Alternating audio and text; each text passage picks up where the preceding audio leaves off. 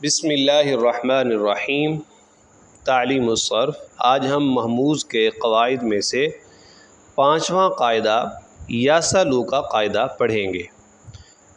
یہ قاعدہ یہ ہے کہ جب ایک حمزہ متحرک ہو یعنی زبر زیر پیش والا ہو اور اس کا ماقبل ساکن ہو تو اس حمزہ کی حرکت نقل کر کے ماقبل کو دے کر اس کو حذف کرنا بھی جائز ہے۔ جیسے یس آلو، تو یہاں دیکھیں حمزہ متحرک ہے یعنی زبر ہے، اس سے پہلے سین جو ہے یہ ساکن ہے، تو اب حمزہ کی جو حرکت زبر والی ہے یا سین کو دے کے حمزہ کو حذف بھی کیا جا سکتا ہے، تو یہ ہو جائے گا یس آلو سے یاسا آلو۔ لیکن اس قاعدے کی چند شرطیں ہیں، تقریباً یہاں 5 شرائط لکھی ہوئی ہیں۔ نمبر 1، حمزہ یائے تصغیر کے بعد نہ ہو، جیسے اوفئی ایسن، تو وہاں قاعدہ جاری نہیں ہوگا۔ نمبر 2، حمزہ نون انفعال کے بعد نہ ہو، جیسے ان اطارا، تو وہاں بھی قاعدہ جاری نہیں ہوگا۔ نمبر 3، حمزہ واو مدہ زائدہ کے بعد نہ ہو، جیسے مقروءۃن میں، یہ قاعدہ جاری نہیں ہوگا۔ نمبر 4، حمزہ یائے مدہ زائدہ کے بعد نہ ہو، تو واو مدہ واو ساکن ہو ماقبل پیش ہو، یا مدہ یا ساکن ہو ماقبل زیر ہو، تو یعنی یہ کہتے ہیں جی ان کے بعد نہ ہو۔ نمبر 5، حمزہ الف کے بعد نہ ہو، جیسے سائلن، تو یہاں بھی حمزہ جو ہے یہ حذف کرنا اور اس کی حرکت ماقبل کو دینا یہ جائز نہیں۔ فائدہ، مذکورہ قاعدہ ارا یری اراءتن باب افعال کے تمام صیغوں میں اور رعا یرا مجرد افعال میں تمام صیغوں میں جاری کرنا ضروری ہے، جبکہ اس کے اسماء مشتقہ میں جاری کرنا جائز ہے۔ تو یہ قاعدہ سمجھ میں آ گیا کہ حمزہ متحرک ہو ماقبل ساکن ہو تو حمزہ کی حرکت ماقبل کو دے کے حمزہ کو حذف کرنا بھی جائز ہے، اور ارا یری والے باب میں یعنی باب افعال سے اور مجرد سے بھی اس کے اندر یعنی یہ والا قاعدہ جاری کرنا یہ واجب ہے، ضروری ہے۔ قاعدہ نمبر 6، خطیۃ مقروبۃ کا قاعدہ۔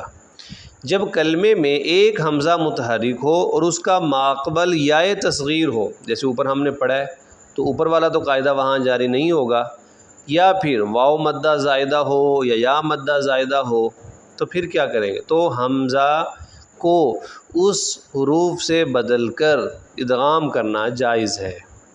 تو حمزہ کو ہم کیا کریں گے؟ اس حرف میں تبدیل کر دیں گے اور ان کا آپس میں ادغام کر دیں گے، جیسے خطیئتن، تو یہاں دیکھیے کہ حمزہ متحرک تھا ماقبل یا مدہ ہے، تو حمزہ کو ہم نے یا بنا دیا، یا کا یا میں ادغام کر دیا، تو یہ ہو گیا خطیئتن۔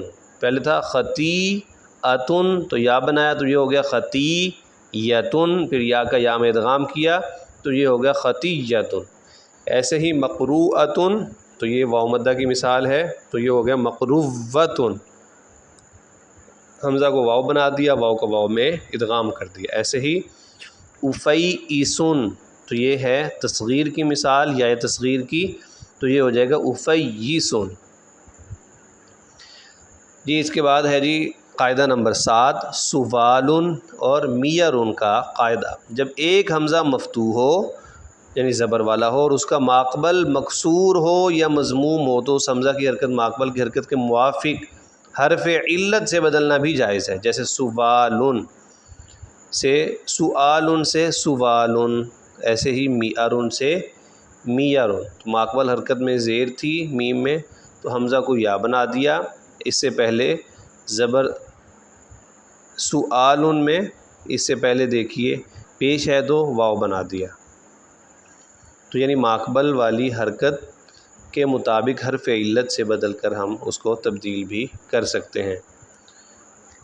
جی اس کے بعد اب ہم پڑھتے ہیں ابواب محموز الفا، یعنی محموز الفا کے ابواب۔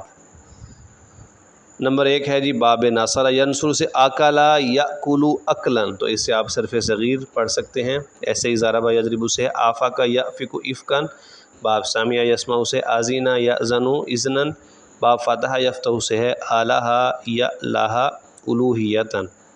ایسے ہی کرم یکرم سے ہے ادوبا یادب ادبن۔